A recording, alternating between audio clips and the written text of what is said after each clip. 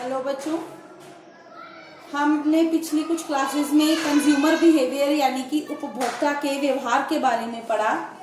आज हम करेंगे क्रेडिट फैसिलिटीज टू कस्टमर्स, ग्राहकों को उधार की सुविधा। कई बार क्या होता है कि रिटेलर जो है या सेल्स एसोसिएट्स हैं वो अपनी सेल बढ़ाने के लिए ग्राहकों को उधार की सुविधा देते हैं, उधार का भी ऑप्शन देते हैं कि जो कस्टमर्स हैं वो उधार पर वस्तुएं ले सकते हैं।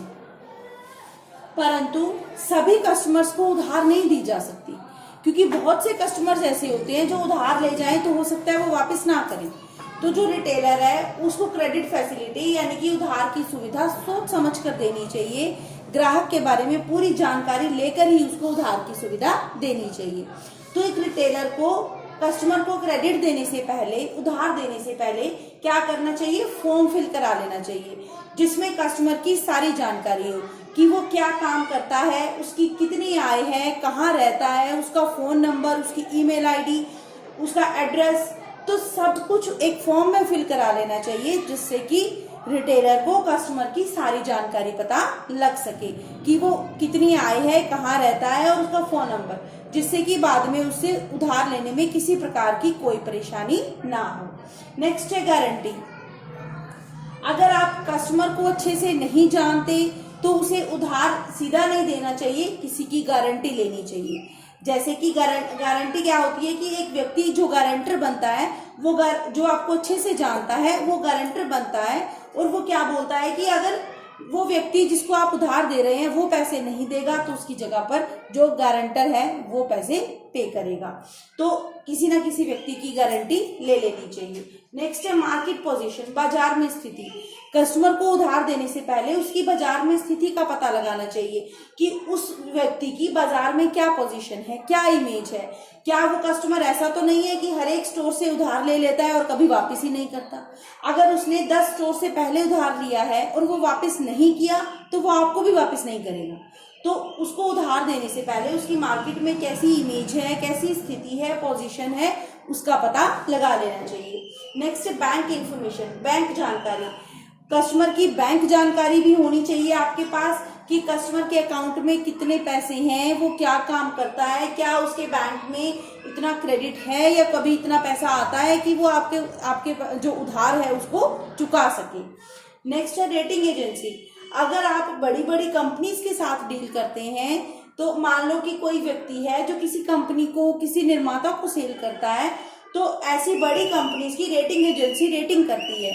जिसकी स्थिति अच्छी होती है उसको अच्छी रेट मिलती है और जिसकी स्थिति अच्छी नहीं होती उसकी रेटिंग खराब होती है। तो जिसकी रेटिंग ही बुरी है तो इसका मतलब वो इस पोजीशन में ही नहीं है कि वो आपकी उधार चुका पाए। तो ऐसी कंपनी को, ऐसे व्यक्ति को कभी भी उधार नहीं देनी चाहिए। परंतु जिसकी स्थिति अच्छी है उसको आप उधार दे सकते हो क्योंकि वो आपके पैसे वापस कर सकता है। तो एक जो रिटेलर है, सेल्स एसोसिएट है, उसे अपने कस्टमर्स को बिना सोचे समझे नहीं बल्कि इन चीजों को ध्यान में रखने के बाद ही उधार की सुविधा देनी चाहिए। और अगर एक रिटेलर ग्राहकों को उधार नहीं देना चाहता तो उसके पास अन्य भी बहुत से तरीके होते हैं। जैसे आपने पढ़ा होगा COD यानी कि कैश ऑन डिलीवरी। जब आप कस्टमर को डिलीवरी दोगे, वस्तुएं दोगे, तभी वो आपको जब आप कस्टमर को वस्तुएं दोगे तभी वो आपको उसी टाइम ही पेमेंट कर देगा। जैसे कि आजकल ऑनलाइन सामान मंगाते हैं उसमें COD फैसिलिटी होती है, कैश ऑन डिलीवरी। तो वो आपको वस्तु देते हैं, आपको तुरंत उसी व्यक्ति को, जो व्यक्ति डिलीवरी देने आया है उसको आपको कैश देना पड़ता है, नहीं तो वो आपको डिलीवरी नहीं देगा। या फिर और क्या ऑप्शन होता है? और होता है ऑप्शन एडवांस का, कि हम कस्टमर से एडवांस ले लें, पहले पैसे लें उसके बाद वस्तुएं भेजें। जो कस्टमर एडवांस नहीं देगा उसके पास हम वस्तुएं नहीं भेजेंगे। और एक ऑप्शन होता है हायर परचेज यानी कि इंस्टॉलमेंट्स में हम उससे पैसे ले सकते हैं। जैसे कि आपको पता होगा बाइक्स हैं, गाड़ियां हैं, बड़ी चीजें हैं, वो ब्याज पे खरीदी जाती है इंस्टॉलमेंट पे। स्टार्टिंग में कुछ पैसे जमा करा लिए जाते हैं, उसके बाद किश्तें होती हैं, इंस्टॉलमेंट होती हैं जो आपको हर महीने देनी पड़ती हैं।